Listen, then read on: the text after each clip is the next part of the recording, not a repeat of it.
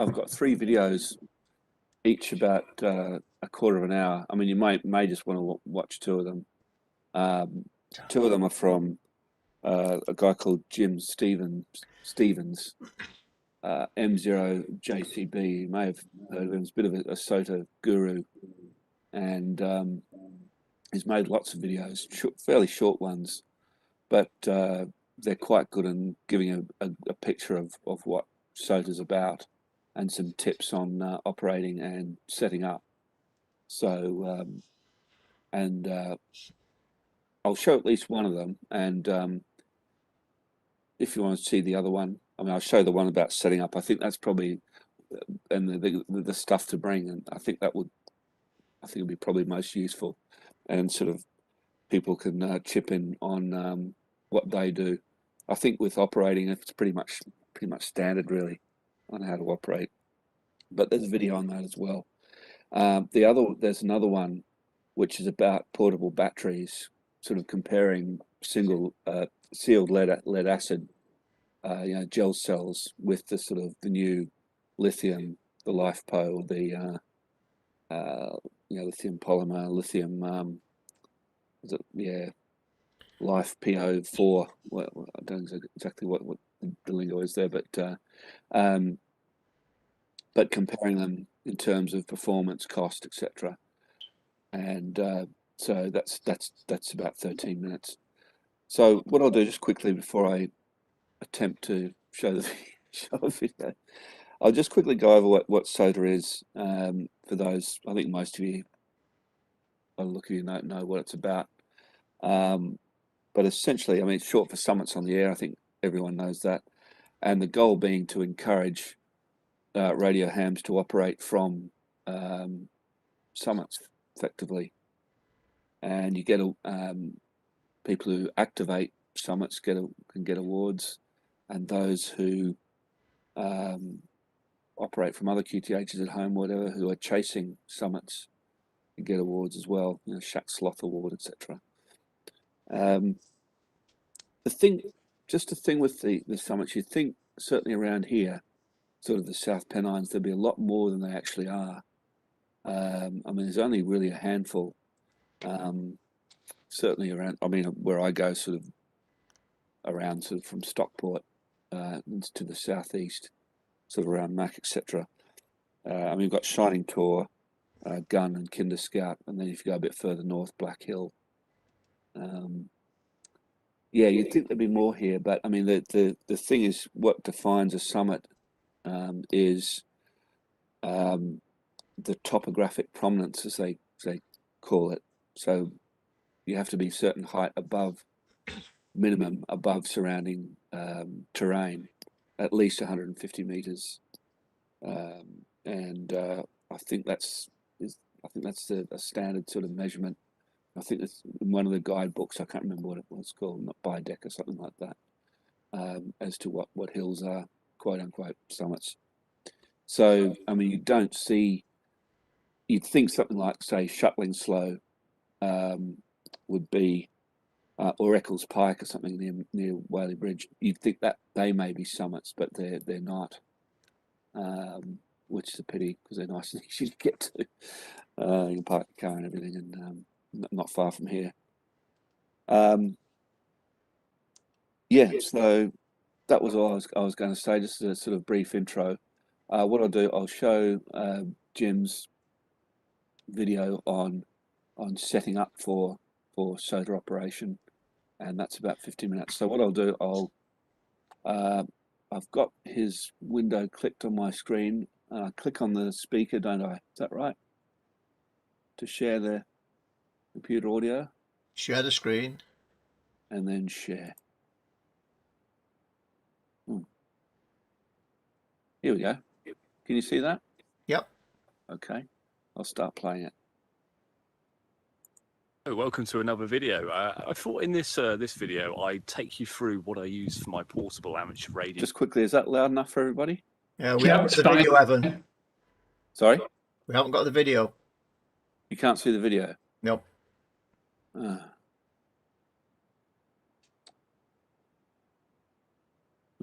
hang on. Start video. You are sharing Microsoft Explorer. Says I'm sharing. Share content. How's that? Nope. How's that? Nope. Ah. You are sharing 2 applications. What the hell does that mean? Hang on.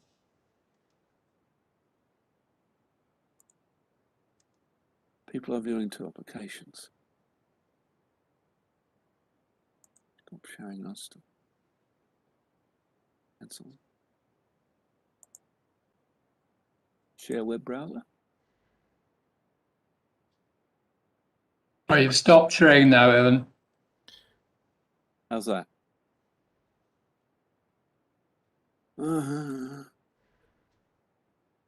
Starting to. Yeah, I can see your browser.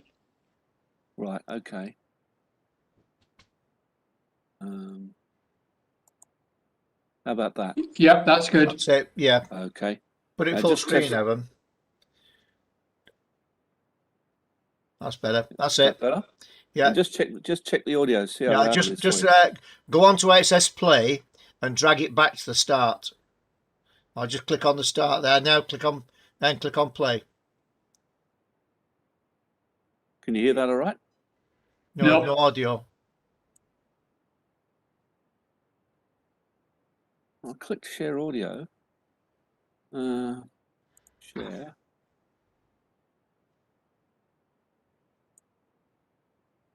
Share content. Right. So that's showing share your computer audio.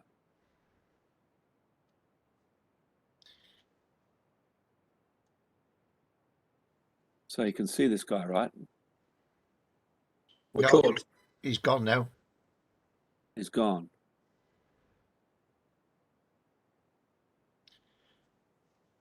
Right.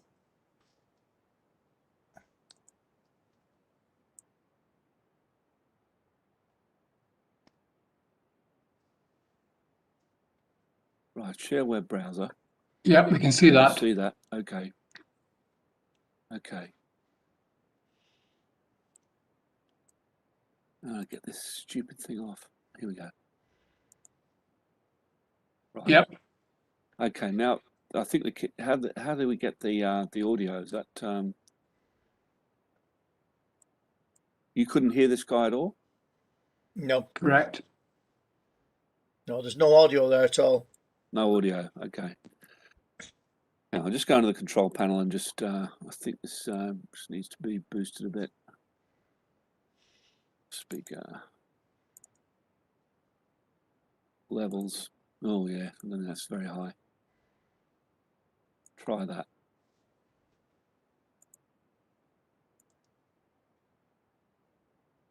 Nope. Could you hear that? No, Oh, I could hear it loud and clear. you might be able to hear it. We can't. Oh well, I'll just do it for myself then. But if you can hear it, Evan, that's good, you know. I mean, the problem is the share. The share is the issue. The share Right. Click on audio. the speaker icon at the bottom.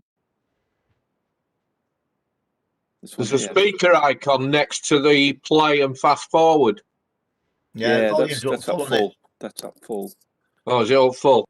Yeah, yeah. Although I don't think that's making a difference. I mean, just looking at this levels. Can you see the level thing that I've got here on my screen? Oh no, you can only see the browser, can't you?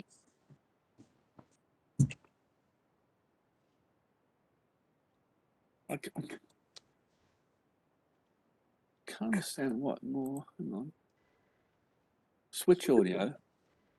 Evan, if you put your headset microphone next to the speaker, it will pick up the audio then from your internal speaker. That's probably enough, isn't it? How about that? Hang on. Restart the video again, Evan. Okay. So to another video. I thought. Yeah, that's good. Is that good? No echoes or anything? Radio kit. I've made a lot of videos about activation. Really done one taking. All we need now is full screen, Evan. Summit or just for general. Oh, there's two of them playing at once. Hang on. So I'm out here today. This is not a SOTA summit. Yeah, that's good. Beautiful place. It's called Ivanhoe Beacon, and yeah, it's There's two things playing at once though. of September, so we've just got the end of summer, but it's very warm today, very pleasant. And so what we have here is Hang on, just give me one tick. this picnic mat and my rucksack. So there's two bloomin' browsers playing. I'll just see why. Carry up to a summit.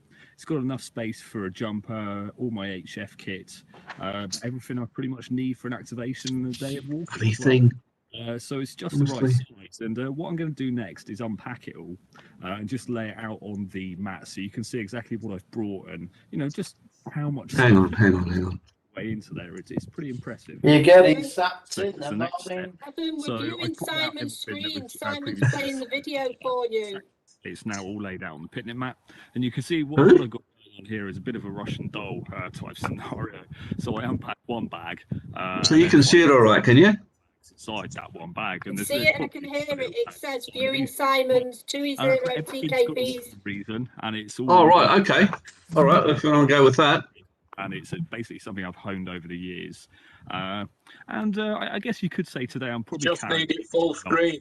Normally say to the top of a mountain, but this generally represents the kit that I take along. The bags here.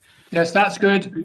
These 3 bags, these are just quite useful containers. They're not waterproof in any way, but they do hold useful things. So, for example, in here I've got everything I need to guy the dipole. I've got a 10-meter mast over there, you can see. So I've got everything that I need in there. I've got, you know, the guying ropes, 10 pegs, multitudes of cable ties, as you can see, coming out the end there. I'll poke that one back in. And a whole bunch of bungee straps and a few other things as well. So no matter where I end up or wherever I end up setting up and operating from, I can always get my mast up, basically. If there's a fence post, great, I can strap it to it. If not, I've got the guy ropes, which is what I plan to use today. In the red bag, got a linked dipole. I'll show you that in more detail later, but at a high level it covers, what does it cover, 60 meters, 40 meters and 20 meters. It gives me options. In this one, this is my kind of random bag. I've got a whole bunch of different things in here. I've got a paper log, a pencil, the microphone for my KX3, just little bits and bobs that I always need. Just keeps them in one place. In this plastic bag here, that's where the battery lives. So he's in there. I'll show you that in a bit more detail later. And what have we got here? So I don't know if you can see it, but this is a 5-litre dry bag. No, you can't really read what's on the front, but it's a dry bag, so it's completely waterproof, and that's what I use to store the KX3 in. So when I'm out walking, sometimes it can start raining, sometimes it's raining all day, so it just gives me peace of mind. I know even if I've got my rucksack cover on, the rainproof cover, I still know if conditions are really awful, it's torrential rain, that my KX3, you know, which the aircrafts aren't cheap by any stretch of the imagination. It's going to stay dry and it's still going to work. So that's why I store it in a dry bag. It's the only thing that really I feel that needs to be stored in a dry bag. I mean, I got the battery in a little plastic bag. So yeah, that's it. I've shown you the mast already. What is quite impressive about this mast is it's quite compact, to be honest. It's a 10-meter long mast. It telescopes out, and there's many sections inside, which, you know, enables it to be so small. But it's no more than about 1 meter in length. That next to it, you've got the iPad, which I generally use for logging. I quite like it. Sometimes I'll just use the iPhone, which I always have with me anyway. But most times I tend to bring this along as well. Adds a bit of extra weight, but I quite like having my log at my fingertips and all the other features it enables me to have. This is a pretty simple investment, but very wise. There's something to sit on, basically. So quite often I won't have the picnic mat. So if I'm setting up and it's slightly damp, I just sit on that, and it keeps me dry, keeps me warm, keeps me off the ground, and it's surprisingly comfy. A couple of quid, so it's definitely a wise investment. Other than that, you can see I've got a jumper there. I always take a jumper or just another layer, or maybe even a few layers depending on the conditions. You can get quite cold when you're out portable, even even in the summer like today. All it takes is for the cloud to appear, for the wind to pick up, and suddenly you can get very cold. So it's definitely a wise thing to bring along. Got some water there, 1 litre bottle. I do actually have a bladder pack for that. It carries 3 litres, but I don't tend to carry it around that often unless I'm doing like an all-day walk. Most times I just carry a little bottle like that. On to little bits and bobs. So what have we got here? We've got the license. So this is a print off of my amateur radio license, M0TJU, and I've never needed it yet, but I like to have it with me just in case anyone asks, or police turn up and start questioning exactly what you're doing. You can pull that out and appease them. So it's nice to have that. I like to take it along, and it weighs nothing as well. It's in a waterproof bag, obviously. Don't want that to get wet because it'd be useless. Pen knife for general repairs, really. They're very useful, that you can repair a lot of things in the field using that, make a lot of kind of temporary antenna repairs and cut stuff, and yeah, it's just very useful. Finally, a compass as well. This is more useful when I'm out on the hills navigating, and also for VHF and UHF use, where I want to know exactly where I'm pointing the beam.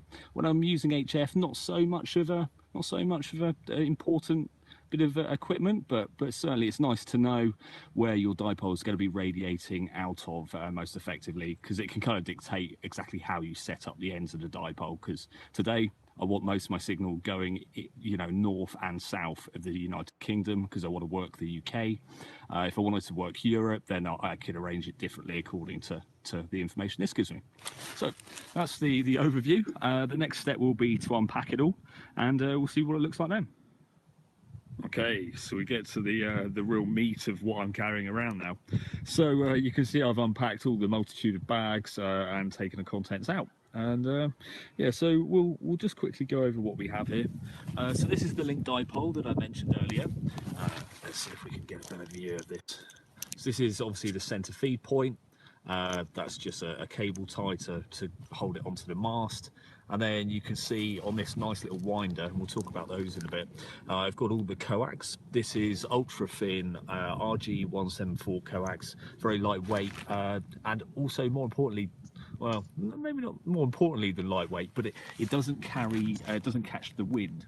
So if you're out portable on a summit and it's blowing a gale, it doesn't have the habit of catching the wind so much, because it's nice and thin. The wind just kind of goes around it as opposed to catching it and then making your mast blow all over the place. So that's the link dipole. Once again, as I said earlier, it's 60, 40 and 20 meters. We've got the mast over here, and then we've got all the guying stuff here, so the cable ties to kind of hold the coax onto the mast, to once again stop it even more from catching the wind. It's not essential. You can kind of wrap the coax around the mast to stop it to an extent, but if I'm out for a while, I like to do that. It just feels a bit more proper. Then we've got the guying ropes themselves. If you can see, we're using one of these winders again. If we pop this out, this is the center support. I don't know if I can get him out. There we go. So this is the bit that goes, hang on, that's not a great view, is it? Let's try and get it out. There we go. So that's the bit that I put the mast into, basically, and it's rotatable, which is quite handy. So if I'm using a beam on the mast for VHF, I can spin the mast and it doesn't twist all this guying supports. So it's rotatable, basically. Quite useful. 10 pegs, obviously. Coming on over here, we've got the waterproof logbook. I don't tend to use it that often because I mostly log on the iPad, but I like to have a backup just in case. And it's completely waterproof, so I can use this in the rain. I can write in the rain. But also as an observation now, I've got a pencil here as opposed to a pen. If you use regular ink, of course the paper is waterproof, but the ink is soluble. So you'll just end up with a blobby, inky mess at the end of the day if you try and write in the rain with a ballpoint pen. And more importantly, that they won't even write if they get wet themselves. So the good old pencil comes into play there, much more sustainable. Over here, we've got the mic for the KX3 inside this little bag. We've got the KX3 itself, and you can see I've pulled it outside of the waterproof bag, and then we've got this, I believe it's a strobe case actually, by Think Tank, and but what it does do is perfectly fit and house the KX3. So this gives me an added level of confidence and protection that I'm not going to damage my rig when I'm stuffing all the other kit into my bag. So I like that. Over here we've got the LifePo battery. I've made a video about that recently as well, talking about why I've chosen these, but essentially they're lightweight, they're small, and they have high voltage output, or at least kind of sustainable, dependable voltage output. So it puts out 13.2 volts, lets me run the KX3 at maximum power, so I can run it 15 watts, 10 watts. Normally, if your power supply is about 12 volts and then drops a bit, the KX3 will kind of reduce the power output to about 5 watts maximum. But with this, I can run the KX3 for about 4 hours, not too much of an issue. On top here, we've got a little voltage monitor as well, which I'll show you in action later. Other than that, we've just got the power cable for the KX3 and the iPad for logging. So I'll set everything up and we'll take a look at it then. Okay, so everything's been unpacked, everything's been set up now. You can see we've got the mast up in the air, 10-meter mast. You probably can't see it, it's so small, but the center support is right up there. It's the orange blob, if you can see that, probably near one of those clouds, I guess. You can see that the mast bends quite a lot. It's very flexible, and especially at the top, you can never mount anything on the last meter. That's about a meter down that feed point. To be honest, it's a lot stronger, you know, further down the mast you go. So if I lowered that another meter, it wouldn't be bending so much. But it works. The idea being that, you know, you're out here not for such a long time. It's rapid deployment.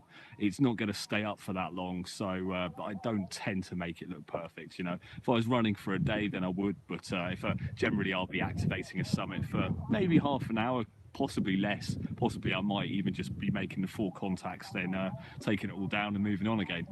So yeah, we got the dipole up in the air. It's currently unclipped, so it's resonant on 20 meters. And let's walk over to the operating station.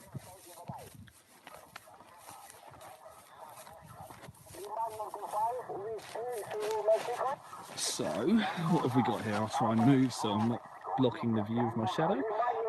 You can see there's a contest going on at the moment. As always at the weekend, there's always a contest on. This particular weekend is Works All Europe.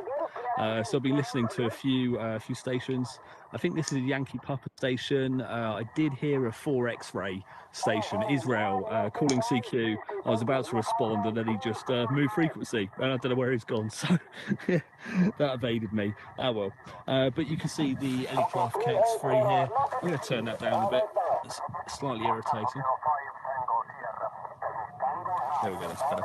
A lot of QRM on the bands, a lot of big contest stations out for this, so yeah, makes sense. And this is the KX3, this is what I tend to use for the majority of my operation. Also, something I didn't really show you earlier were these earphones here. I've not got them plugged in at the moment just because I wanted some audio for the video. But when I'm operating, I tend to use these because I don't want to irritate other people with all the noise that the KX3 is pumping out. Especially, you know, when there's a contest going on, it's just a whole bunch of racket. And in this kind of environment, it's kind of unfair on other people, I think, to ruin their piece. So I tend to use those quite a lot. Also, it helps me to hear very weak signals indeed, which I just simply can't decipher on a loudspeaker. The loudspeaker on the KX3 isn't particularly good anyway, so yeah, I like to use the earphones quite a lot. I've got the iPad set up for logging here. Using an application called RumLog for iPad, and that seems to work pretty well for me.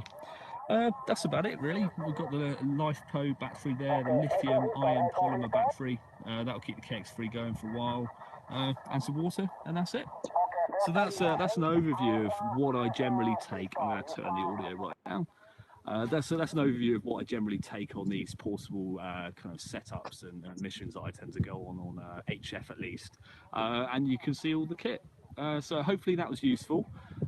If there's anything else you want to know, just let me know in the comments and I'll get back to you. Anyway, 73s for now from M0TJU Portable.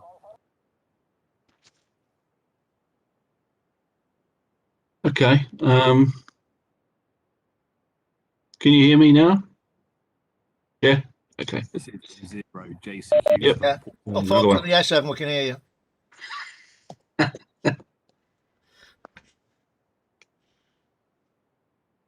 Did you want to play that video?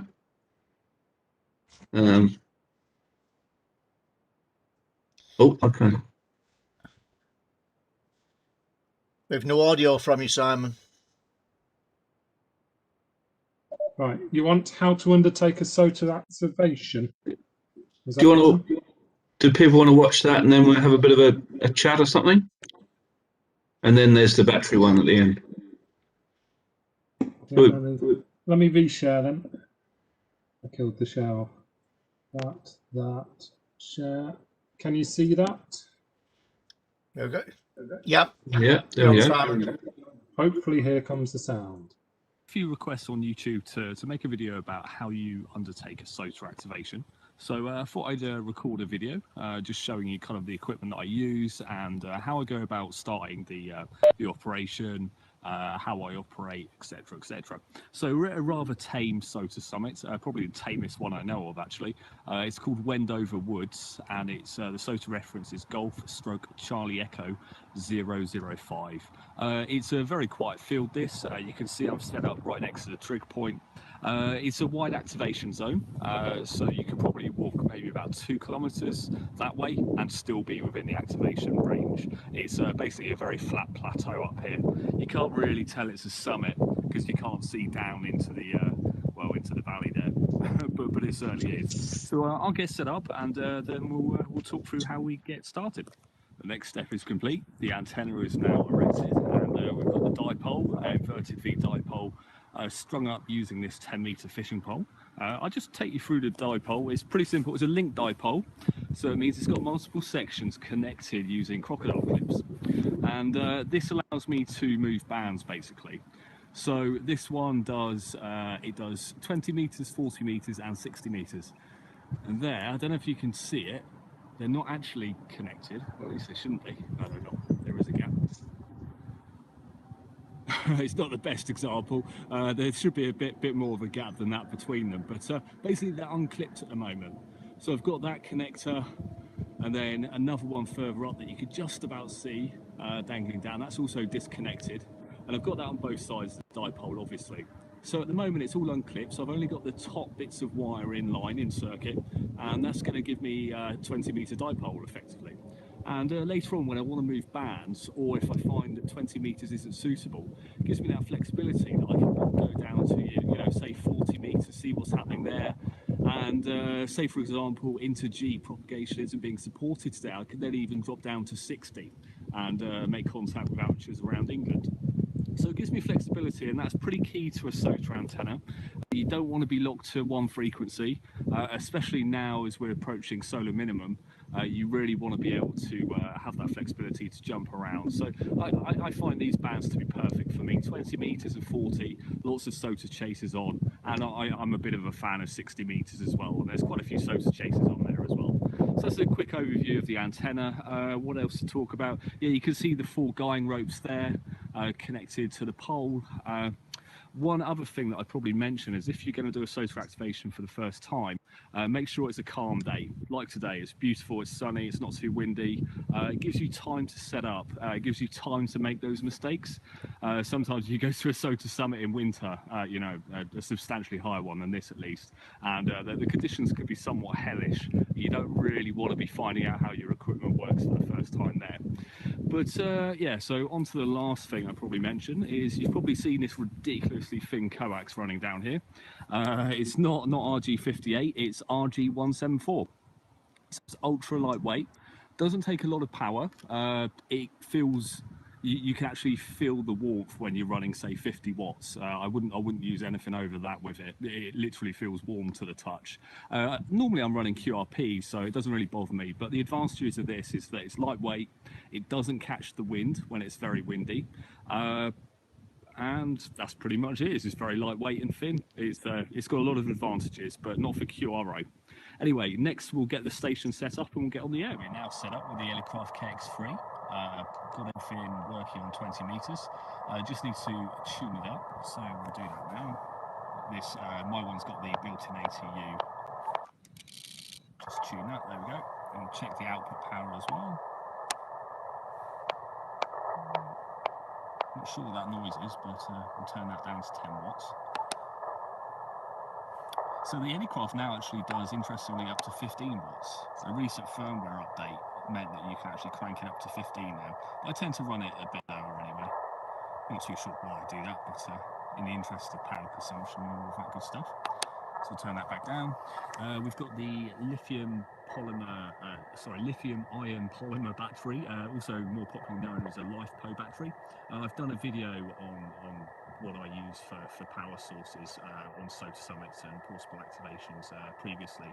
I'll include a link to that in the description text, so you can look at that. I've also done, interestingly, a video just kind of unpacking all of my SOTA stuff that I take on a typical activation, which shows you everything I bring along. Here you see it all set up, so this is the kind of finished station. But yeah, I'll also include a link to that in the description text. One thing that I like to do, especially if I don't really know the summit that well, for this summit I've been here, I literally can't count how many times I've been up here, so I know all of this information off by heart anyway. But if I'm going to a new SOTA activation or a new SOTA summit, I like to write down the details, because when you're in the middle of a pile-up, you can sometimes forget some of this important stuff, and someone might ask you for, say, you know, the works all Britain Square or the trig point that you're based at, if you're in the UK at least. And of course up here we've got the SOTA reference and SOTA summit name as well. So yep, that's all there is to mention. We've tuned up. We're now listening to the QRP frequency. Sounds clear. You'll notice there's absolutely, well, hardly any noise at all. It occasionally flares up to S1, S2, but other than that, it's pretty low. Interestingly, I wonder if we turn on the preamp, whether that will go up. Yeah, okay. So S2 of noise with the occasional spike with the preamp on, but I mean, if you did that at home, it would be 5 and 9 of noise, right? So we'll turn that off. We don't need that on 20 meters. Cool. So what I'm going to do next is spot myself on the SOTA website, so sotawatch.org.uk, and I'll give the SOTA chasers the chance to find me on this frequency. They'll know who's operating, they'll know the frequency, they'll know the mode, and it's basically like a DX cluster. So that's an effective way of getting quite a few callers quite quickly. So I'll do that next, and I'll try and film the results. Just a nifty little trick here. What I've done on the KX3 is just recorded a voice message, or a recording in my voice calling CQ SOTA. What I'm going to do now is, well, first of all, I'm going to check the frequency isn't in use. Is this frequency in use? Repeat, is this frequency in use? Over. Listen. Nothing came back. Good. So what I'm going to do now is start calling CQ. This is to hold the frequency while I spot myself. Quite often, you could be in the middle of a spot on a freezing cold summit, you think you found a clear frequency, then someone pipes up and calls CQ out of nowhere. So I like to hold the frequency while I'm spotting. I won't be able to show you the spot, because it's all going to be done on my phone, which I'm using to record this video. But what I'll do is just hit message again, and then keep this CQ message on repeat. You can't really hear it, and the monitor volume is very low, but you can see the RF power output is going, so it's definitely calling CQ. And I'm going to spot myself now. Okay, I've spotted myself.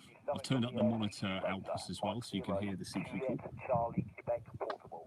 Mike 0, Juliet, Charlie, Quebec, portable. CQ SOTA standing by. So we're waiting for the pile-up, hopefully, to return now. The spot will be going up onto the SOTAWatch.org website. All the chasers will be able to see it there, and they should flock to the frequency and start calling me in a bit. So I'm going to record that and see what that sounds like. Mike India 0, Romeo, Tango, Yankee. Yes, Mike India Zero, Romeo Tango Yankee. Thank you very much for the call, sir. I was surprised to hear a Mike India station on 20 metres. Thank you very much for the call. You're a very good signal. You're 5 and 9 to the SOTA summit of Wendover Woods. You might have the reference already, but if you don't, it's Golf Stroke Charlie Echo 005. Golf Stroke Charlie Echo 005. QSL? Yes, good morning, James. My name is Andrew Martin. Yeah, did the work in 20 English spaces bad, so the propagation is bad. You're 5 and 7, nice to work in the summit, first one of the day. And I hope you get many more calls there. Over. Kilo Sierra Delta Echo. The station ending Delta Echo, go ahead. Oscar Kilo 1 Sierra Delta Echo. Sierra Delta Echo. Oscar Kilo 1 Sierra Delta Echo. Thank you very much for the call. I'll give you a signal report on the next over, but certainly very loud here. Oscar Kilo 1 Sierra Delta Echo from Mike 0 Juliet Charlie Quebec Stroke Portable.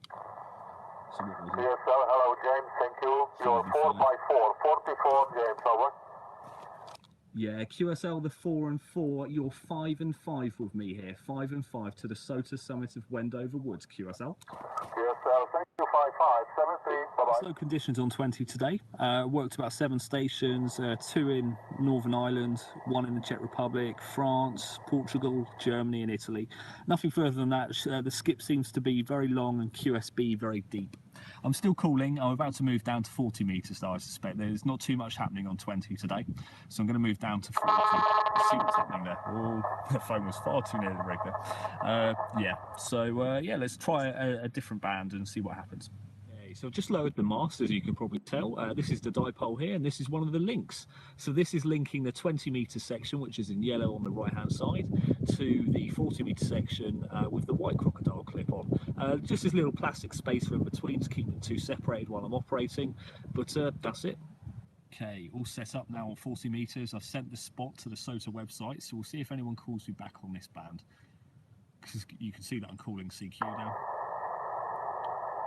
It's just on repeat until someone responds. Now hit the push to talk and it'll allow me to return. I can try. Go 4, Oscar Echo. Yeah, Golf 4, Oscar Echo. Thank you very much for the call, sir. I'll give you an accurate signal report on the next over, but sounding very, very clear and very audible. I wasn't expecting to work any into G today, but thankfully I've been proved wrong. From the SOTA summit of Wendover Woods. The name this side is James, Juliet Alpha Mike Echo Sierra. James is the name from M0 Stroke Portable. Mike 0 Juliet Charlie Quebec Portable from Golf 4 Oscar Echo.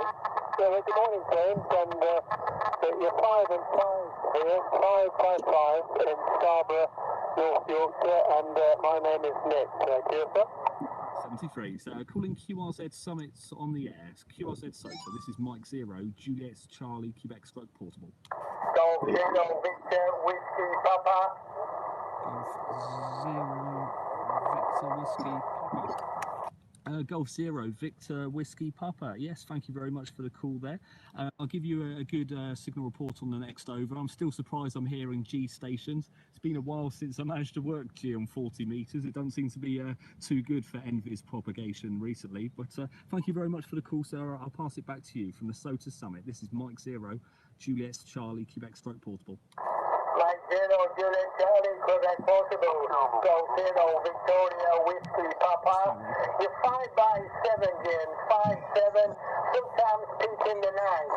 And the WAB here is Sugar Echo 55 here. And the name is Terry.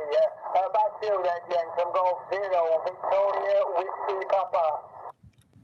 So I've been operating now on 40 metres for I guess about half an hour. Probably worked about 20 or so stations. Quite a lot happening, quite a few people calling in, but very weak conditions here. Very weak conditions indeed. It's very up and down. There's a lot of QSB, and a lot of weak signals. Working quite a few G stations.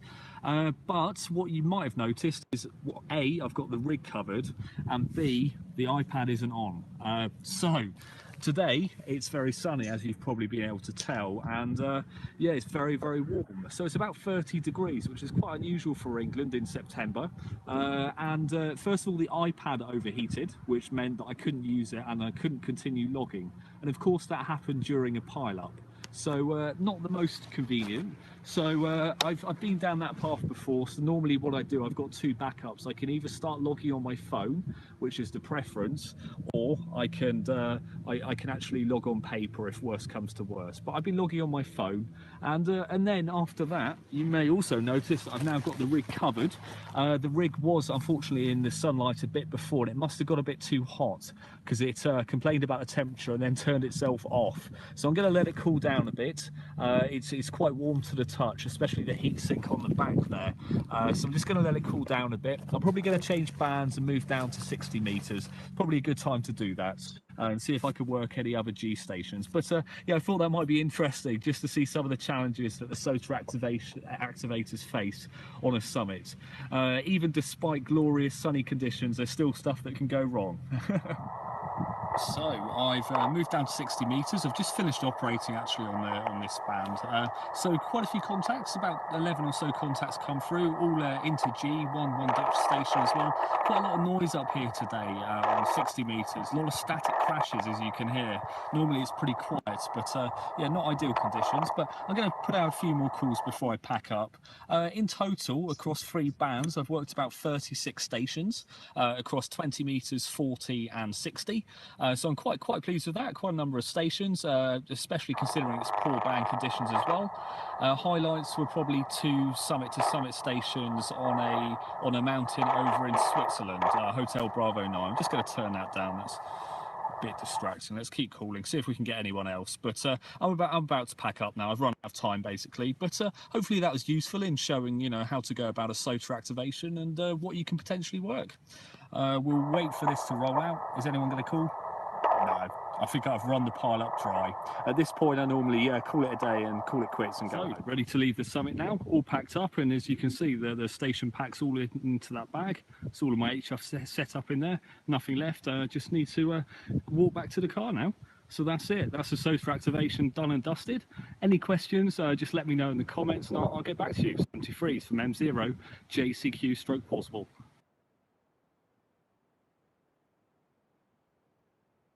Okay. There's the one on the batteries. If you want to run that now, or we can chat about the last 2 videos. What do you want to do? Let me see if the Batteries. Batteries? Okay. Well, the next video is, you'll have to give me the code off the battery video. It's taken me to something about Chertsey Radio Club.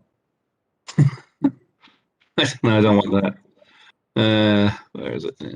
So, it's the last few letters after the equals sign in the YouTube address. Oh, right. I can bring it up on my screen.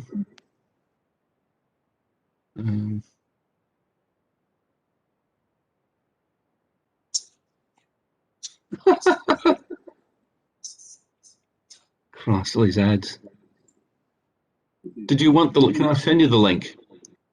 You can stick it in. Is there a chat you can stick it in? Yeah. Yeah, there is.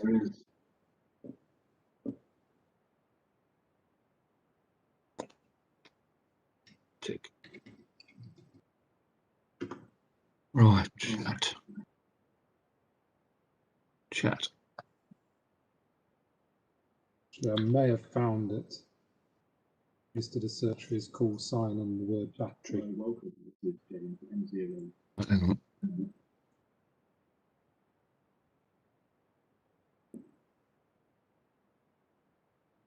That's to everyone.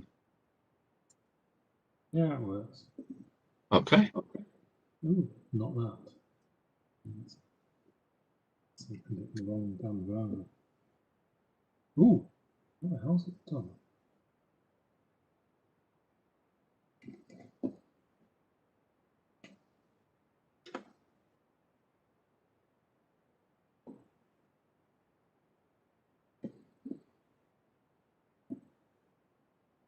Goes. Share. It's good to see other people having trouble with this, not just me. Oh, I've got so many windows open. I said share, and it gave me a choice of about 50 windows. Beautiful. Right. Yeah, that's all right. Yeah, that's all right. Okay, let's go full screen and hit. Right. Yep, that's good.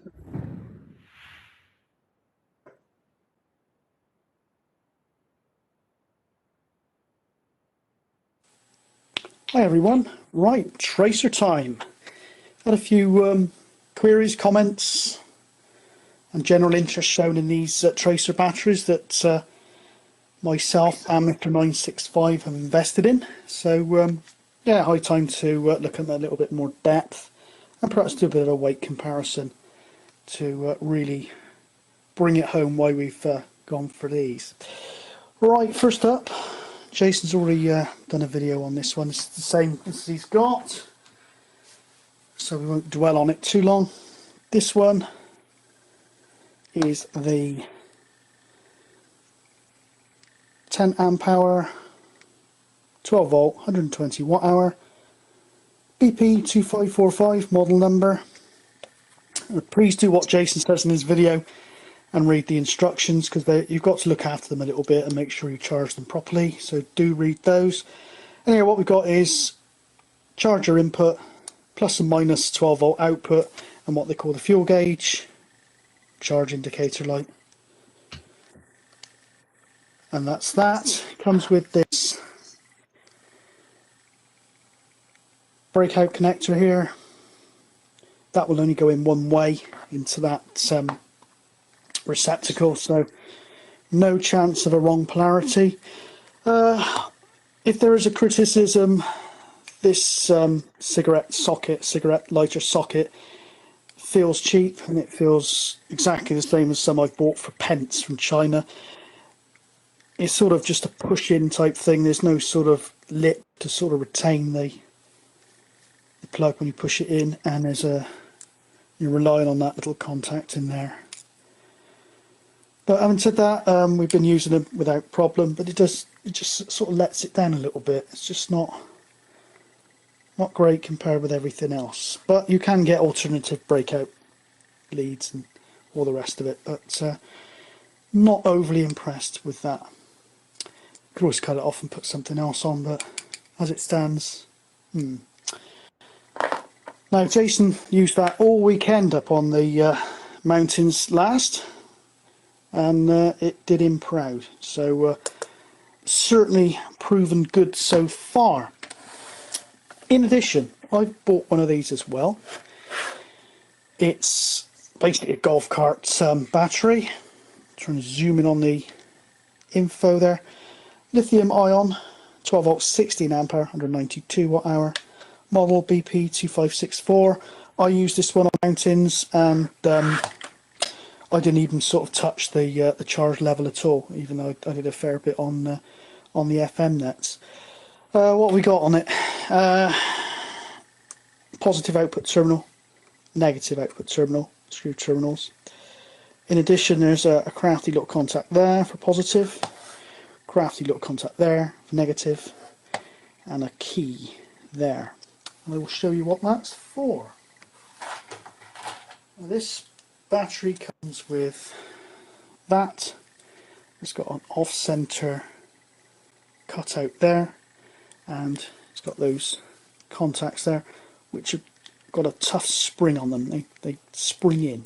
So in other words, that goes in there. As you can see, it'll only go in one way because of that key. So there's no chance of getting wrong polarity again. It'll only go in the way that it should go in. It literally just snaps in. There we go, and then it just breaks out into the plus and minus. Again, you can get loads of different connectors on those, but it does come with that one, and it comes out into some what they call Anderson connectors. I had to cut those off because I had to get something going for the mountain, so I've just put a connector chop block on the end of mine. But so you can get all sorts. at extra cost. Okay, on the top, carry handle. Again there, fuel gauge, and then a rubber cap that goes over the charge input. In addition, with both batteries, you get some cases. There's the one for the big battery. It's got a cutout for that connector, so you can have it in its case and still run the electric off of it. And the smaller one, it's got that pouch, and that can go on your belt. Price wise, pretty vicious to be honest, but we had to do something about the amount of weight that we were carrying, especially my knees. It's agony coming down off a steep mountain with sometimes 35 kg plus of kit, so it really is going to improve mobility and just sort of general enjoyment of the trek, and it will open up all sorts of opportunities for going to places that perhaps we might not have considered going before, and also the amount of time that we can go up to these places. So that's the reason for buying them. Unfortunately, there are the prices. 12 volt 10 ampere one, the small one, is 135 quid delivered. The 12 volt 16 ampere one at the time of purchase was 156 quid delivered. So pretty vicious actually, but results so far very encouraging indeed. Maybe if we'd had more time to prepare and test kit out before our last activation up in the mountains, might have gone with a trial of these engine car starter things like Mark 009 has discovered. That looks very promising, and they only weigh in around I don't know, 55 quid, maybe a little bit less if you wait for them to come from China I should say. So they're worth investigating should these prices be prohibitive. Right, what I'll do next is do a bit of a weigh-in between the new tracers and the more traditional batteries, so you can sort of see in black and white pretty much why we went for them. Right, the scales I have at my disposal are these Nutri scales out the kitchen. Despite what it says on there, there is no nutritional value to these batteries at all, so please don't eat them. Right, first up we have probably the most popular one of the lot, 12 volt 7 amp hour. Popular because you can quite often get these completely free, because they get swapped out with things like fire alarm panels, burglar alarm panels, and things called uninterruptible power supplies. They get swapped out as part of routine maintenance programs, so perfectly good batteries can end up on a scrap heap, and quite often people are all too glad to see the back of them and give them away, and more often than not they're still serviceable. So let's fire up the old Nutri-Scale and let it bed in, and we'll see what that one weighs in at. Okay, onto the scale. 2.268 kilos, so we'll round that up to 2.3 kilos. Next up is another battery that I used quite a lot, 12 volt 10 amp hour, 2949, so that would just about round down, rather than up to 3, round down to 2.9, give it the benefit of the doubt, 2.9 kilos. Last but not least, the one I've been using until very recently, 12 and 12, 12 volt 12 amp hour, and that's 3.340, 3.3 kilos. Then my golf cart tracer, 2.2, so that one is pretty much the same as that one. And the star of the show really is this one, because that weighs in at 700 grams. So probably if I'd known how good that was for Jason, I probably would have just bought a second one of those. That is still got a bit of weight to it. Certainly much better than carrying a couple of those lead acids. But probably I would have gone for a couple of those with the benefit of hindsight. But I'm sure there's some advantages to that big one that I've yet to discover. So yeah, certainly no complaints so far. Bearing in mind that for an overnight, I would sometimes carry 4 of those. That's the best part of 10 kilos. Or I would take the 12 amp hour and the 10 amp hour. So you can see that plus your grub, plus your camping stuff, plus your radio kit. It was murder. So these are really going to improve things for us. And for probably just a standard one night away, I would just take that. 700 grams. Absolutely fantastic. Perhaps if I'm out to chair a net or whatever, I'd take that one. But even that is only the same weight as just taking one of those. So it's all good. And it gets better because these tracer batteries, if you look up on their website, they'll give you all the technical detail behind it. But they have a much flatter discharge curve than the more traditional batteries, in as much as they start off around about 12 volts and they'll sort of hover around 12 volts and the voltage will only deteriorate at a very slow rate.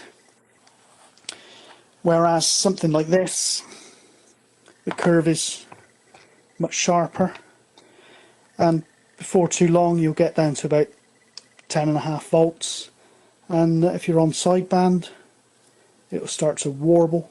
Your transmitted audio will start to warble. Modern radios will start to complain and perhaps shut themselves down due to under voltage.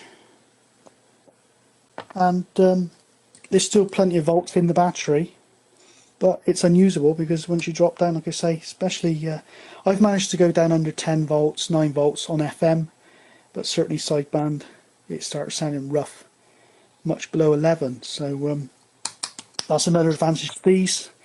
I think Jason, he used his 2 nights, a lot of airtime.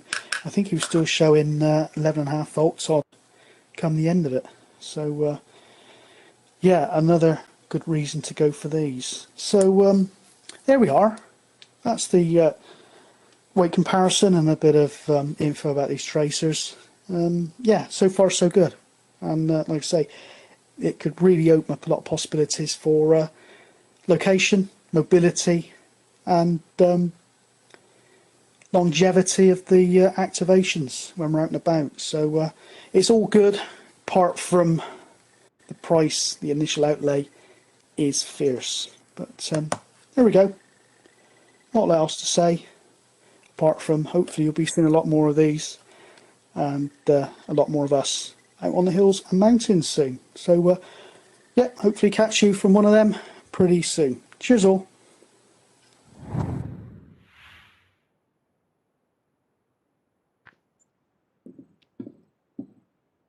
That's it.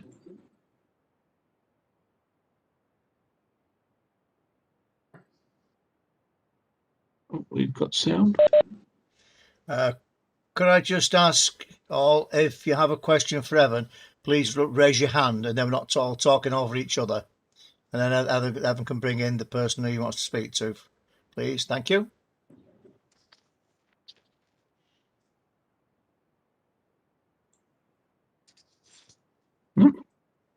No, everything?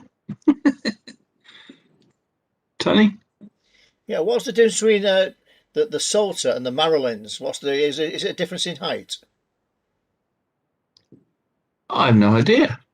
I've heard mention of hills called Marylands. SOTAs do use Marylands as the reference, Tony. So all SOTA summits are Marylands or above. That was the name of the guide, wasn't it? Was it the Maryland's Guide, something like that? Well, a Monroe is a Scottish mountain that was defined by a guy called Hugh Monroe, and the Marilyn is a light-hearted sort of jokey name that because all the other hills that are not in Scotland can't be called Monroes because they're not on Hugh Monroe's list. Yeah.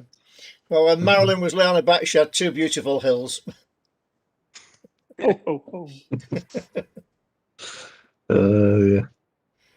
Yeah, I can't remember the guide. There's a guide that it was the summits are based on. It's exactly the same hills. I can't remember the name of it. Yeah. I noticed they were using an Ellicraft as opposed to anything else. Not cheap.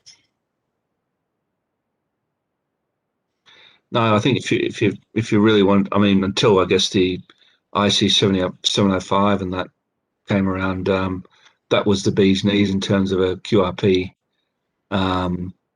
you know, on the mountain rig. You know, very portable, very compact. You know, built for it really. Is that, am I right in saying, Evan? That's the one you can actually just plug the key in the front end of it. Yeah, it's got a little thing where little paddle you can clip straight into it. Yeah, that's right. Yeah, and you can actually you can use that to send radio teletype if you like as well. So like you'd send Morse, instead of sending in Morse code, it would send it in radio teletype. A bit of a gimmick. I don't think anyone probably uses that. They'd use a computer, but it's another feature. Yeah. I was just going to say, just on those rigs and on the batteries. Well, firstly, did anyone have any questions? Some other than me? No. Well, I was going to say well, I mean, the guy said the firmware update gives them 15 watts with that. The thing is, I mean, if you use a standard mobile rig, like I've got an FT857 and an IC 7000, I mean, you can actually use 100 watts. With that orange battery that the guy showed at the end, the Tracer lithium iron phosphate battery, the LifePo one that he had, the 16 ampere hour one, that will actually give you a very good continuous current that will allow you to have 30 ampere hours, 30 amps continuous current. And to do 100 watts, you need 20 or thereabouts. And so you can use full smoke on the hillside, you know, as long as you've got a 100 watt rig. And they're not much heavier than some of these smaller QRP rigs. For example, the FT817 is about 1 kilogram. The IC 7000 is about 2.2, something like that. So if you have a chunky battery, and that LifePo only weighs 2 kilos, you can do 100 watts. And with that other battery, that green battery you could do 30 watts with that. You know, you can do 10 amps continuous current, which 20 to 30, I guess. You know, 30 is pushing it a bit, but it means you can do a decent amount of power on a mountaintop, even with quite a bit, with not much weight. You know, whereas before you had to have an SLA, and that would be really heavy. Going off this, Evan, now is that these SOTAs are open public spaces. I take it. Am I right? In which case, then you wouldn't be running 100 watts because of the EMC regulations. Well, you could. I mean, yeah. I mean, you'd want to watch out for that. And I mean, I've got when I do SOTA, I mean, I don't really do it much, but or I go portable, I use a little magnetic loop, and that only goes up to 20 watts anyway. But it just shows. I mean, it just demonstrates that what you can actually do these days with the batteries that you can get. I mean, effectively, it's for the weight, for the same amount of weight, you get twice the ampere hourage with these newer batteries. And well, you're paying a lot more, but it shows what you can do. Most people, I mean, I think most people wouldn't run full power anyway. You know, and I think a lot of the equipment, a lot of the antennas, and that will only handle a smaller amount anyway. But I mean, 20 watts, which I can get on the Alex loop, is, you know, twice as what you can get from a QRP rig. I'll put it this way: with the coax he's using and the thin wire he had, it'd be all right in winter. It'd be lovely and warm and 100 watts with that. It wouldn't last 5 minutes. It won't last 5 minutes. I've got some of that cable here, and I'm not joking. You wouldn't want to run 100 watts through it. Yeah. It's certainly not made for that. You'd certainly be replacing your PA in the rig. Yes, Heather. Microphone. Sorry. Can I just ask Dave, as Dave is our SOTA guy, and thank you for all his SOTA articles he's sending me over, what kit he uses? And I've seen his big bag that he brought to Rushton Spencer, but against what we've just seen, what kit does he use?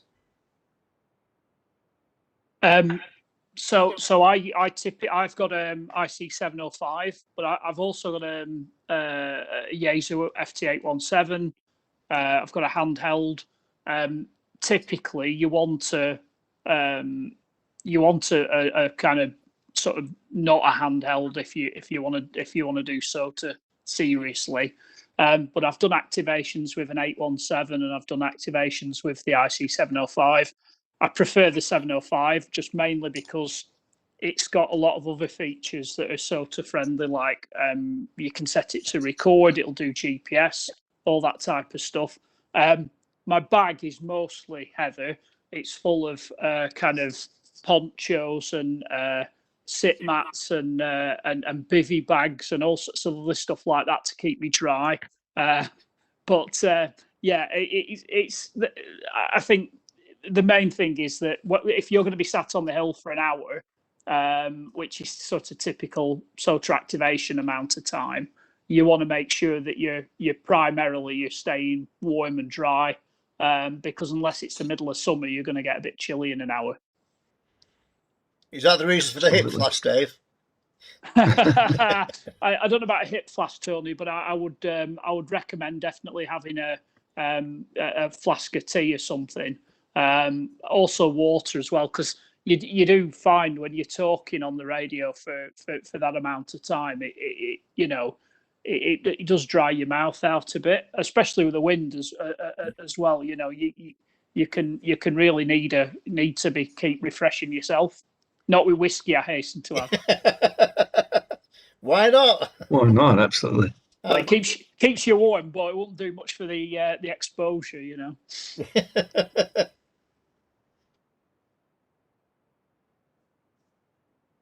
Any more questions? Could I, just add on that. Dave showed the IC705 at Rushton Spencer last weekend, and I think the band scope on it is quite useful. I thought there's probably no need for it on a SOTA, but the thing it's good for, certainly on FM, I think I'd find useful is that because you'd be calling on say 2 meters FM, you'd be calling on 145/500, and you're going to have to move frequency to somewhere else, and you can immediately see which frequencies are busy, and save sort of faffing about. And from a hillside, you're going to be picking up lots of stations, I guess. So that is quite a useful tool, I thought. I noticed all his kit was from SOTA beams. One of Richard's dedicated customers by lots of things. Or ex-Richard, I should say now. Because Richard has sold the company. Yeah. It's good. It's a good stuff that he makes. It's you think, well, I could probably make it myself, but would you? If you're lazy like me and not very inventive, It's great. But things like those butterfly, I mean, you saw those things that he wound the antennas on, the wire antennas. I mean, they're really, really useful, and you don't tangle your your wire at all. If you put them on properly, if you put them around the thing properly, it just doesn't tangle, and that's such a godsend if you're wanting to set up quickly. Keith's doing SOTA. No. Right, there you go. Yeah, they're terrific. No, those things. That is the Aerial 51 ultralight asymmetrical dipole that does 40, 20, 15, 10 and 6, which is actually ideal. Right. Because that's got that ultra thin coax on it, which is there. But that takes 200 watts. Right. Wow. Yeah. And you can see the size of it wrapped up. Yeah. There's hardly any weight in it, and that could go in a backpack. But I use it in the garden, you see. Right. I've got a heavier one up now at the moment, but that's for backup. But you can see how small they are. Yeah. And if you wind them up right, that one comes with pre-attached coax with a P259 on the end. Yeah. And that takes, was saying about taking a 7100 with 100 watts. That antenna would be ideal. Yeah. I mean, it's I mean, that's the sort of thing you can do. But the good thing you've got to be smart. Antenna, of course. Well, once you've put that antenna up in the air, you don't have to bring it down and recouple it for different bands, because it's got the matching unit box that you put at the top of the mast and bring the other two legs down. You're set up for 7 bands. Right. Wow. Oh, what's the actual length of it, Keith? The total length? The length of it, one leg is 8 meters. And one leg is 12. No, one leg is 8 meters, and one leg is 10, because it's an asymmetrical offset dipole. Offset dipole. Yeah. So what you do is you see that little box there. Yeah. That's your matching unit. That's just filled with all sorts of coils and different things. It takes up to 200 watts, and it does 40, 20, 15, 10, and 6. There's no recoupling. Anything. Once that's up in the air and you bring the 2 legs down, put a bit of paracord at the end of the things there to fasten it to the ground with tent pegs, you're up and running on 7 bands. Wow, that's good, isn't it? That's good, that is. They're available. You can get them from Radio World, I think Lynch's stock them, and I got this one from Lammy's. Not that cheap, to be fair. They're about 100 quid. For the matcher, you pay for that. Yeah, but to do 7 bands without actually bringing it down and recoupling is ideal. It's not ideal for SOTA. At least you're saving time, aren't you? Yeah. I mean, I had this up in the garden for about a year, and I only took it down because I got the heavier weight version of it that does 600 watts, because I got the linear amplifier. I didn't want to use this one. I got the heavier version, which you can't buy in this country. You have to go direct to Germany for. But it works in exactly the same way. The only thing is it doesn't come with the lightweight coax. You have to attach your own normal coax because of the extra. Yeah, it needs thicker stuff. But you're never going to use more than 200 watts out SOTA, are you? Well, put it this way: if you could afford an Helicraft or a 705, 100 quid's not much, is it, for the antenna? 100 quid for one of them, and you don't have to take your pole down every 5 minutes to change the bands. Yeah. I think they're brilliant. I really do. That's really good. Find out what's inside that box and start building them. Well, I've took it apart because it fell off the pole once, and the cover came off. But it's so well made, it just snapped back together again. But while it was off, I had a look inside it, and it's all epoxy on the inside. So it's so weatherproof, it's untrue. Yeah, so they've encased in epoxy resin, have they? Crafty beggars. Yeah. I don't know. Yeah, because you can't see what it is. Yeah. Because the guy in Germany that designed it, Obviously doesn't want it copied Yeah. easily. Now, the one I've got up in the garden at the moment, the matching unit is twice the size of that. So it's a lot heavier. But this one will go on a very lightweight pole. There's absolutely no weight in that whatsoever. If you've got yourself a SOTA beam 10-meter pole, some guying lines, and that, you're up and running in 20 minutes, and you don't have to bring it down again to change any bands. Hey, don't quote, Keith. Don't quote tight. Depends on what the weather's like. Well, exactly. But I just thought, I don't do SOTA, but for anybody that does, yeah, and wants a reasonable antenna with the least amount of work involved, that's brilliant. And if the rig doesn't have a tuner, sorry, if your rig that you've got doesn't have a tuner, that could it's reasonably resonant on all those bands. Yeah, reasonably, I would say. Yeah. Well, as long as your tuner goes 3 to 1 or something, presumably that would be good enough. If you've got a tuner, you can actually tune 30 meters with it, and you can actually tune 60 meters with it, and you can actually tune 17 and 15 with it. So you've got nearly every single band, if you've got a tuner, in that one little antenna. Absolutely brilliant, I think. Yeah, excellent. Evan will do your swap, Keith, for his buddy pole. No. What's it called? Because unfortunately, my first one, the window cleaner came and snapped one of the lines. But it was very good because he gave me 6 months of window cleaning free, so I could buy another one. Then, of course, I bought the heavier weight one, which is up at the moment, and I keep that one as a backup. Yep. Yeah. What was the what's it called? It's the Spider Beam Aerial 51. Aerial 51. Right, it's playing Area 51, is it? Right, okay. Ultralight model 404 UL. Okay. Yeah. Absolutely brilliant, yeah.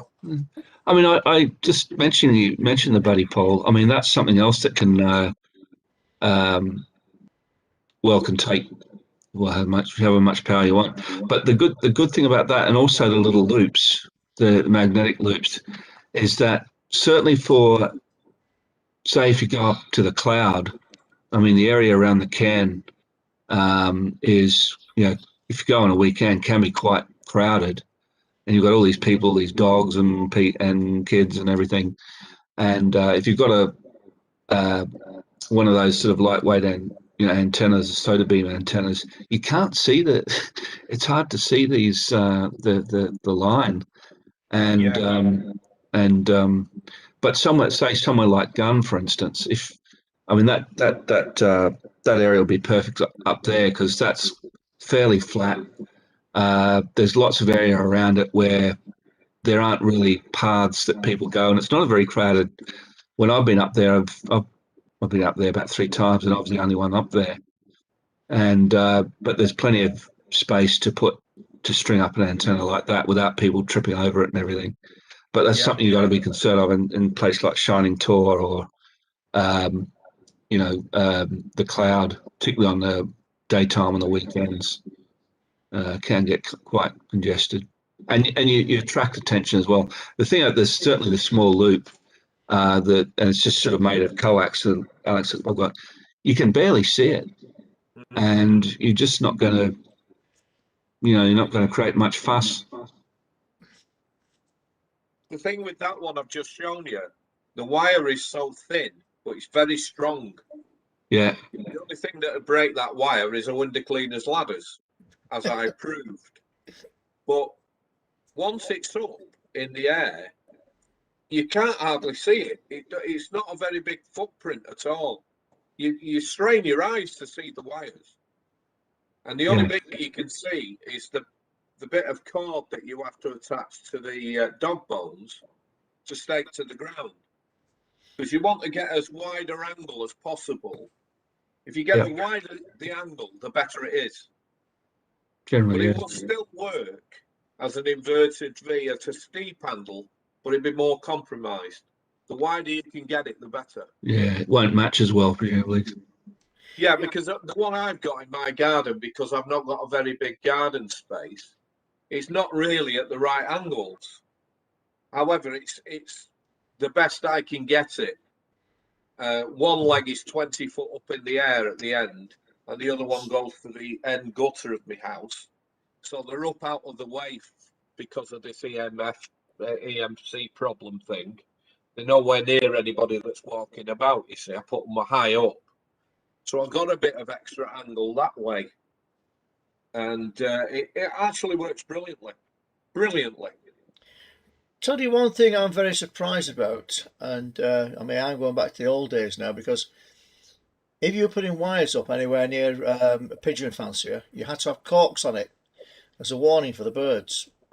Now you look at it today. Now you see wires up all over the place. There's no warnings at all of them at all. No. But I said the old days you had to put corks on them so the birds Yeah. could see them, or Yeah, mainly the the birds, pigeons. the birds have evolved. Now the beggars, they bloody sit on them. I think they must have got used to them. Yeah, they've evolved. haven't they? Cats. Yeah. They've got X-ray eyes now. They can see better. I'm surprised actually. I mean, I don't have anybody who any ham operator who lives next to pigeon fancier at all, where they've had any problems with it, where they've had to put corks or some ward on some form of on the wire to let the birds know that it's there. But you usually find something that's a bit thicker like that. The beggars will go and land on it. Put some streamers on it, some tape or something. That's Can I the thing, yes. apologise? Can I apologise? I need to go off now, folks. So my apologies. Thanks for a great evening, everybody. Yeah, all right, Bye. David. Take care. Great presentation, Evan and Simon. Really enjoyed that. Really helpful. Yeah. Thanks, everybody. Take care. Cheers, mate. Take care, David. Okay. See you next one. Bye now. Evan, if you need any more information on those Aerial 51s, just email me and I'll get you some stuff sent over. Yeah, I mean, I'll do a summary of some useful sites and stuff like that, and I'll email it. So yeah, if you can, I'll check on the web anyway, and I'll put the link to it. I think Best that's site quite to have a good. look at. You can find that lightweight antenna at quite a few radio suppliers over here. But if you go onto Spider Beam's website in Germany, he has a whole range of portable antennas. He markets them as portable antennas. Whereas the heavyweight one that I've got up at the moment is marketed more as a permanent installation. So to speak. But I managed with that before I got my M0 when I was only using 50 watts. I managed with that for over 2-3 years. Yeah, yeah. And it works absolutely brilliantly. I've never ever had any water ingress or anything like that with it. It just works. Yeah, yeah, sounds really good actually. And Chris 2E0KJC, I put him onto it and he uses it as his main antenna now. Right. We both got the same poles for the garden to go up to 12 meters. And to get, well, all you need is to get that feed point up at the top. Mm. And bring your 2 wires down and anchor them somewhere. You know, and Yeah. if you've got your pole guide in the garden, I've had mine up since January. And it's not moved. Just got to keep those wires out of the way of the wife hanging the washing on them. Well, I mean, that's what some of the neighbours says. How does your wife get up there to hang her kecks out? You say, Katie just says she does it from the bedroom window. Yeah, but they've got used to seeing it now. Nobody even bothers. You know. Yeah. It's like the old Wires. like the old halliers that used to pull across the street, isn't it? Yeah, Washing on. yeah. But they are good. But that Spider Beam website, there's a lot of information on there, Evan. Yeah, Simon's just posted on the if you look in your chat box, Simon's just posted a link to ham radio shop in Brummie. Right. Oh, sorry, Walsall, I think it is. There you go. I found Oh, yeah, right. radio as well. So Okay. you've got a choice now. Wow. That's the Also one. Nevada radio. Spider-Beam Hey, 404. Simon, are you on commission? I should, shouldn't I? You should. Just get my. But But Keith, I know one of Chris had a what's the name? What's they call it? G5 RV up first, and he was having reasonable success with it. But when I told him what I was using, he said, "Oh, I'll have a look at one of them." And he got one of them, and he put them both up, and he said, "That Aerial 51 blows the G5 RV out the water." Interesting. What's the noise floor like on it, Keith? What's the what? Sorry. The noise floor like on it? Brilliant, absolutely brilliant. I mean, I've had verticals up before at the house here, and they're just too noisy for me. But with this, the noise floor goes down to about 3 S points with this. And it can work on 6 as well? 6 meters, yeah. It won't work on 80 meters. Well, no. Although the lightweight one with a tuner, I could actually tune 80 meters, but a little bit compromised. I couldn't use a lot of power. I could get the SWR to about possibly 1.5. It's probably not a band, certainly on SOTA, you'd use that much anyway, I don't think. But the heavyweight version that you can buy from Spider-Beam in Germany comes with an extension wire that couples to the shorter leg, and that makes it do 80 meters. Unfortunately, it makes it over 120 foot long, which is just not for my garden. Yeah. Yeah, I think 80 meters, I mean, I bought certainly not for SOTA. I mean, it's pretty heavy, thick wire, but it's 25 meters long and it's got coils in it. So it's actually a half wave electrically on 80. Yeah, but again, I mean, it's on a hillside. It's not really the thing you take. I mean, it's a nighttime band generally, and I think with SOTA, unless you're Tom Reed, who goes up at all hours, you're probably not going to use 80. 60 is probably the lowest you'd go. But I found with my Aerial 51, the heavyweight version that I've had up this year, using the linear amplifier up to about 300 watts, I've worked 85 countries this year on single sideband. The farthest being South Africa. That's pretty good. And up north, I've been as far as Svalbard. West, I've been as far as Chile. And east, I've been as far as Indonesia. All on single sideband. Yeah, it's not easy. What antenna was that, sorry? That was the heavyweight version of the one I've just shown. Heavyweight version of your Area 51, right, okay. Area 51, yeah.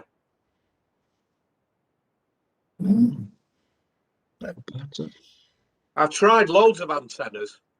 I mean, over the years, I've spent vast amounts of money on antennas that work to a certain degree, and then, but these, I hit on these, and I've never looked back with them because they just work.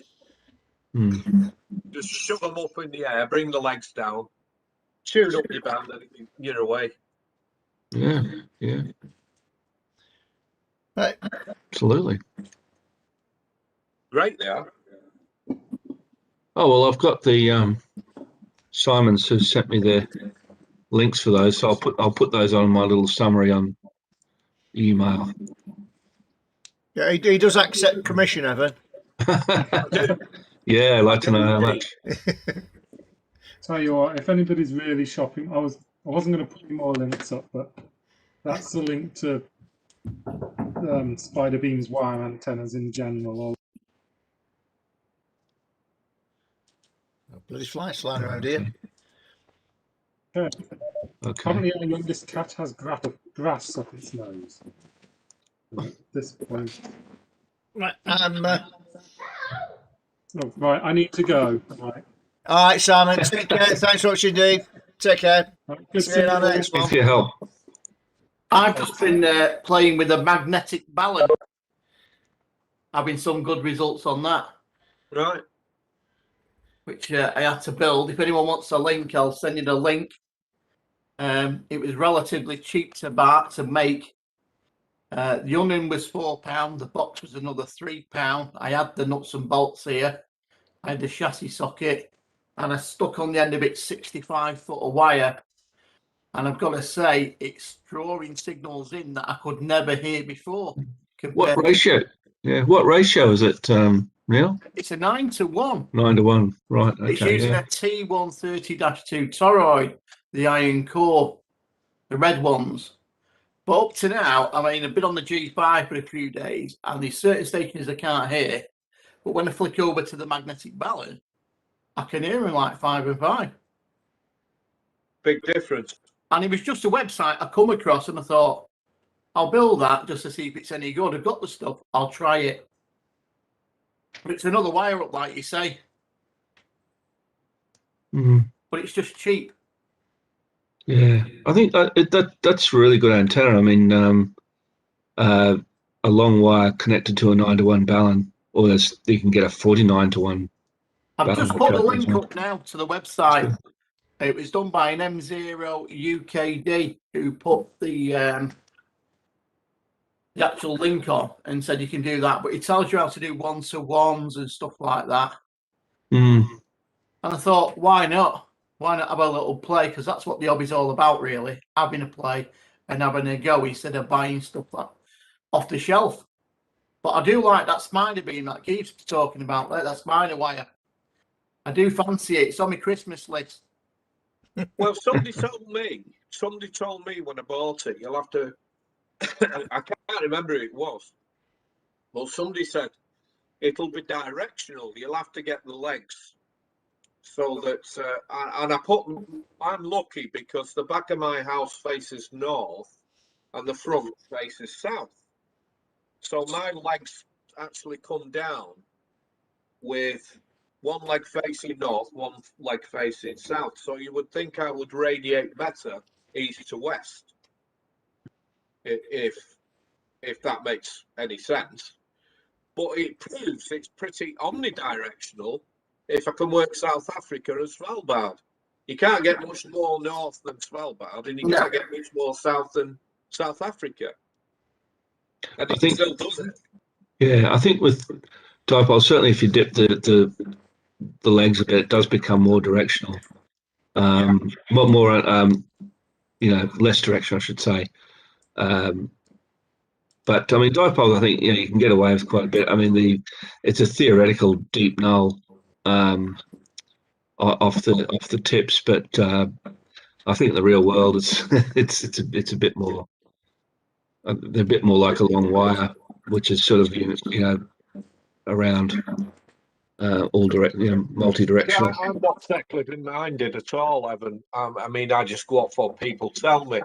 So I made sure that I put it, north to south. Basically. That's what. Yeah, all things considered, yes, that would be the best way. But if you want to get to Asia and America, using like single sideband, I wanted to work places like South America and America, places like that. I know, and I've done it because I've been into the Middle East, Oman, United Arab Emirates, Israel, all around there.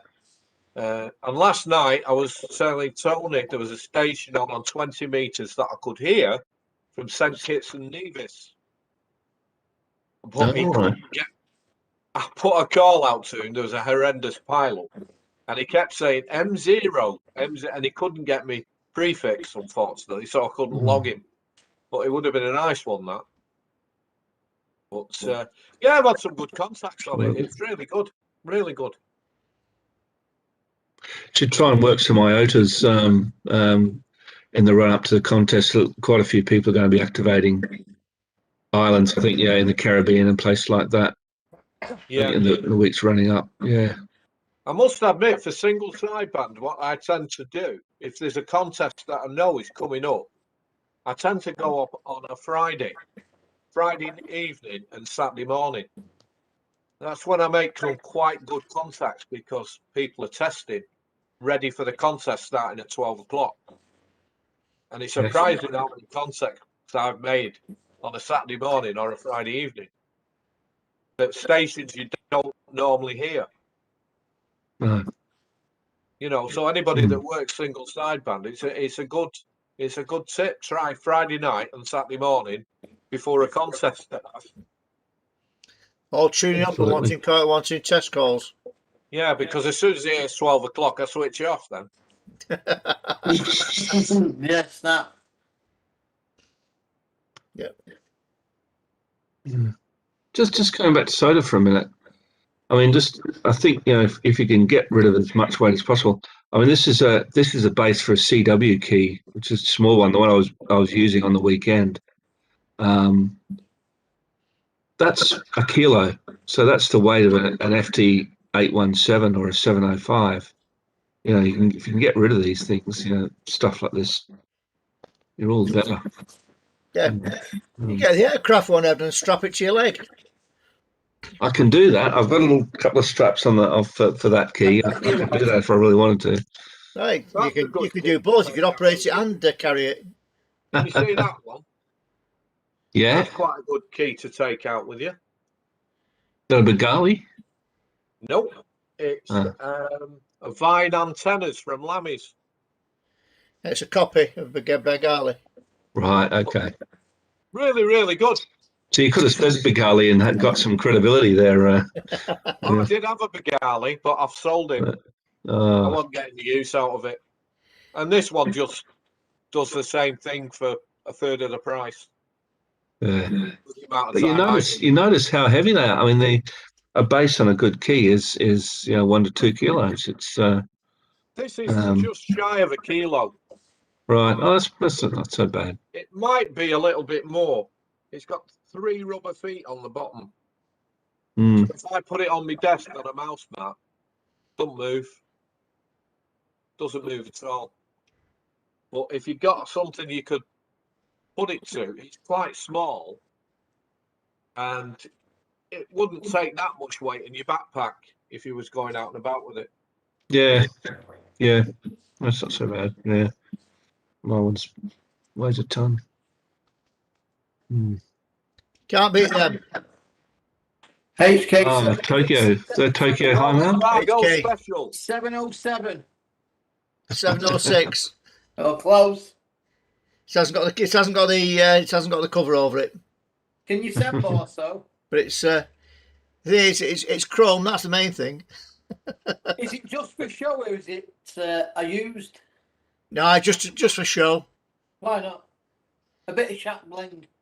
Just for show. No, we used to use it for the that we used to use for the foundation when the poor blighters got faced with sending the Morse and receiving it, and they all used to shy away. I'm just going for a brew. I'm just going for a fag. out the door. Talking about that, I'm checking out now, boys and girls. So thank you very much. All right, Keith. Thanks, Keith. Thanks for joining us. Thanks for your input. See you later, Keith. Stay safe. We'll catch you on next week. Bye now to all. I have Very, to go very as well. soon. Bye for now. All right, Bob. Yeah, you watch that off. Yeah, I will do. Take You care. watch that. Just take it easy, mate. All right. Cheers. Bye now. Now they're all dropping like flies. Well, we've still got some people on. This is recommended. It may be showing back to front on yours, but it's SOTA Explained from the RSGB. It's really good little book. Yeah, it is. Yeah. Well worth a read. If you're thinking of doing SOTA, there's some good tips in there. It's too much like walking, Dave. Yeah. Well, I like the walking bit, you see, and I do the radio just as a sort of an excuse to get me out on the hill. So it's the opposite way. It's the opposite way around for me. Fair enough. The only excuse you can get is for getting out.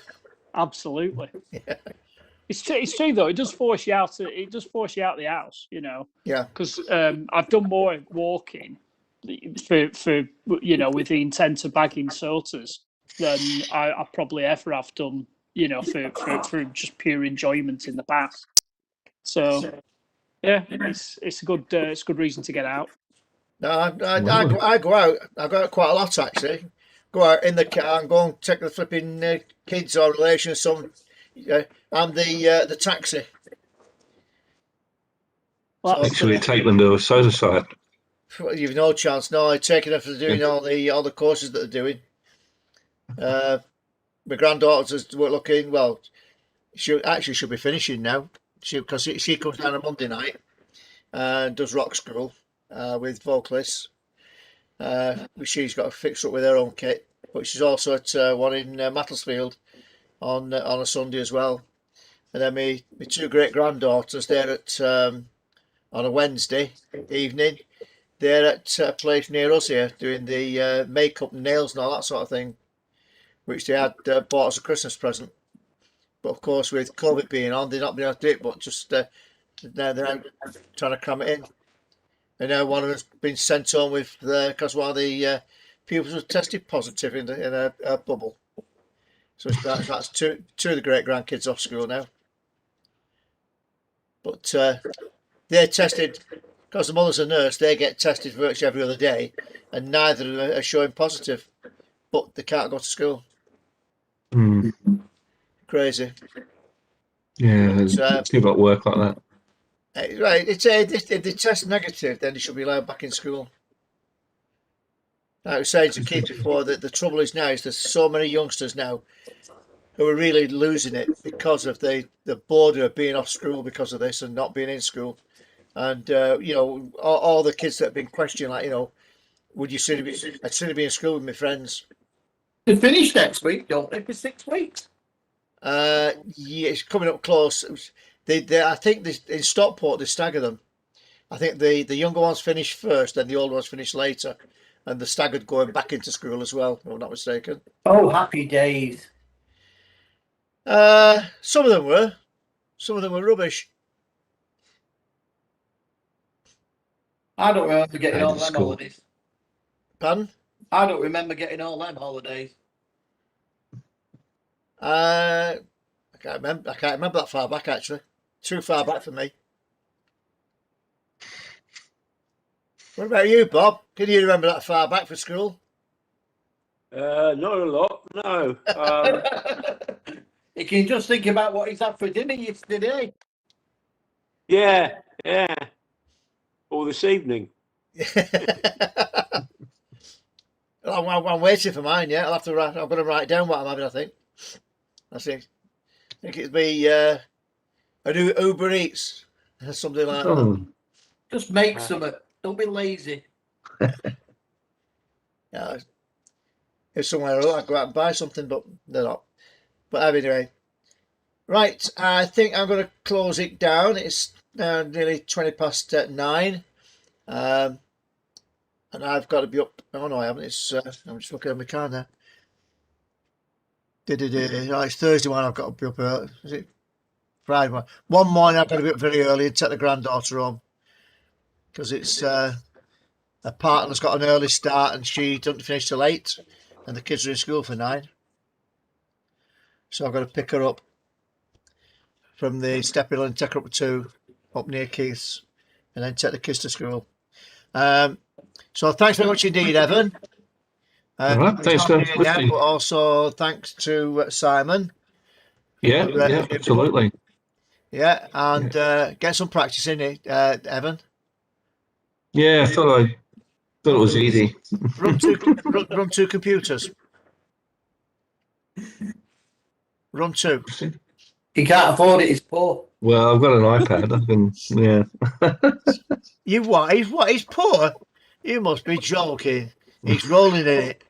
I wish. He's rolling in it. Have you not seen his clinic that goes in every week, twice a week? He's got them signs on the door. Please don't knock here. I'm poor. I know who I'm voting for, and it's Jesus. And only knock if you're bringing alcohol or money. That's on his door.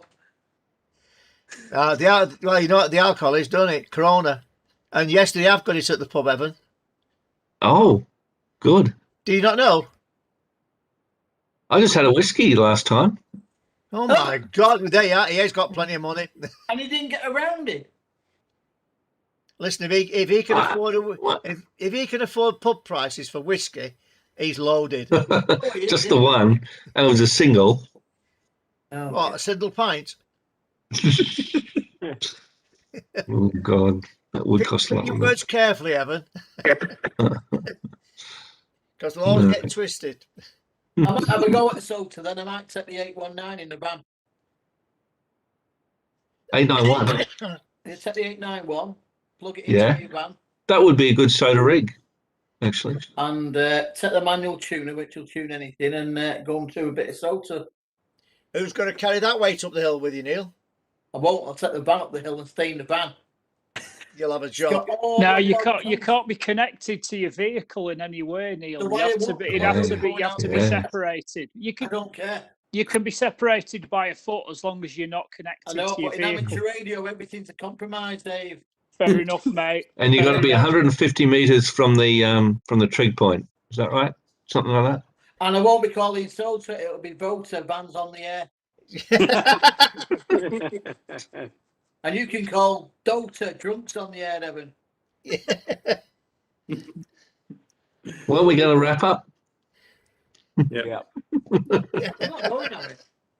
Right, I'm going to say Okay. good night to everyone. Thank you for joining us. Thanks, Evan. And thanks to Simon for his input there. Without him, Evan would have been lost. Yeah, true. I admit that. All right, don't forget, coming up this week, we have there's an events team meeting for the events team. 10 meter net on Sunday on 10 meters, and it's also being run on WebEx as well. We'll be running WebEx in parallel with it. So if you can't go on the 10 meters, I think he's running about 28,500. I think he's going to run, but we'll publish the actual frequency. I'll get to Keith to publish the actual frequency for you. 28,500 it is. Yeah. 28,550. 550. Change it to 550 now. Yeah, that's good. 550. 28,550. All right. That's the same as the 6 meters, isn't it? The 550. That's pretty. Makes sense. Isn't it? Yeah, you might be able to remember it. I can't. I have to write it on the back of my hand. And then when I put that gel on, it'll wash it off. Right, that's the 10 meter net on Sunday. Roughly about 10:30ish, 10:30. And don't forget, next week you've got the 6 meter net on Tuesday, and a 2 meter net on the Thursday. Anyone interested up at the Notting at Rushton Spencer on the 18th, Sunday the 18th, between 12 and 3, there is a classic car rally, and I believe they're actually doing it in stages. There'll be some, because of the amount of cars that might turn up, they're doing it in like sections. There'll be no main meals on. There'll be no Sunday roast on until after 3 o'clock. I might take the wife then. But there will be snacks on. Yeah, I don't mind buying a sandwich. I can run to that. Cheapskate. Yeah, he says I don't mind running to that. It'll be her that's paying for it, not him. I won't be paying for it. That's what I mean. I'm not wedging my money out. I'm Exactly. taking her out. Tony, don't forget your offer as well. And the offer is, you will have to prove who you are, but Sandra and Colin are offering 20% off the cost of food for members. So a member and a partner can have 20% off on the food, mainly on the meals. That's good. So remember that, and that's that's as a thank you for being up there on last weekend. Is that 20% off? Is that 20% off the price, or they're giving us 20% less as the? You get 20% less, and then they put it back. That on the makes price. sense. 20% less, but the price stays the same. No, they're offering for all members. You will have to prove who you are with your name and call sign. They will have a list. We are actually in the process of producing a membership card. Where's my samples? There. We have had them before, but we're having a rethink about them now. Mm-hmm. So you have a membership card, and on the back of it, it'll have your name, call sign, membership number, date issued, and it was issued by. These will normally be issued by the membership secretary. Mm. We should get a plastic ID card maker and fly them out. Can't afford them. They'll Course be we can. laminated. They'll be Evan can. laminated. So if you drop them in your beer, you should be Oh, all I right. can't. Evan can do it. Evan can pay for it. He said we can have an holiday each. You'll have a holiday for me. Yeah, so I'll pay for your holiday if you're going home and not coming back. keep your eyes open because they will be coming out in due course. And that'll make it a lot easier. Sounds like anywhere with it says like, you know, they'll give discount to club members. You will have some valid ID to show. What if you want your picture on it? Pardon? What if you want your photo on it? What do you want a photo on for? You can pass it about. It's You transferable. you get kicked out of the place then with your photo on. It's transferable, isn't it? Yeah, it's too much like work, that is, putting a photograph on. And not every member wants the photograph on displayed because for security reasons. So that's why you'll see some of them on the membership page. There is no photograph on because they're sworn to secrecy as to who they are and where they are and what they're doing. So that's the reason. But yeah, I know some companies you do have to have your photograph taken, and it is also on your card there, not your membership card, but your works card. But not for us. Membership name, call sign, and membership number on the back, date issued and issued by is enough for us. We're not a big company. We're not, but that's.